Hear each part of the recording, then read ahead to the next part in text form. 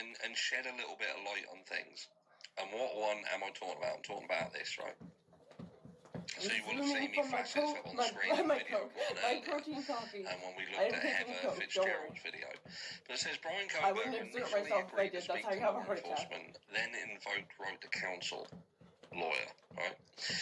Brian Koberger, the man charged with murder and 4 University of Idaho students, initially waived his right to counsel and agreed to speak with law enforcement following his arrest. So let's just look at that, right? So they go to him and he says, "I've been arrested. Yeah, I don't need.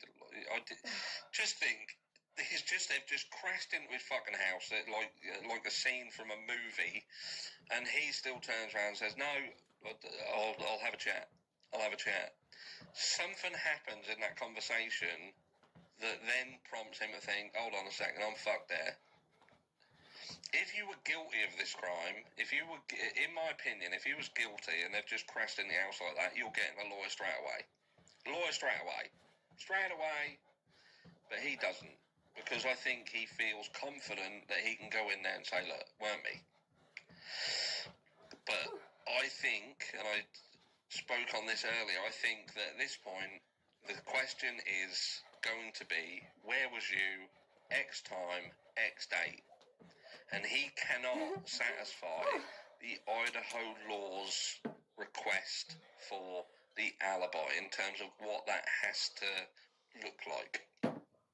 And he knows he's screwed. At that point, he knows, hold on, I can't get out of this, I need a lawyer. But then he requested an attorney, according to the public defender representing him in Pennsylvania, right? Koberger, 28, was taken into custody just before 2 a.m. last Friday morning at his parents' home in Albrightsville, Pennsylvania.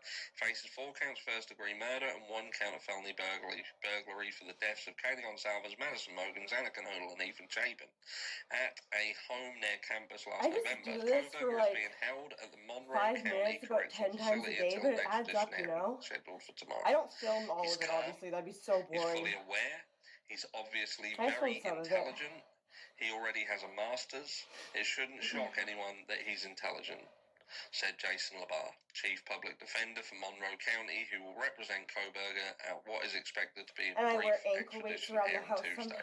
Koberger had just completed his first semester as a PhD student studying criminal justice and criminology at Washington State University in Pullman when he was taken into custody. And they make noise because they're like... And Jeanette Levy, that Koberger spoke with law enforcement for 5 to 15 minutes. This is my favorite Zeppelin shirt I have. Following his arrest early last Friday morning. I'm about to go for my shopping live. This is my outfit.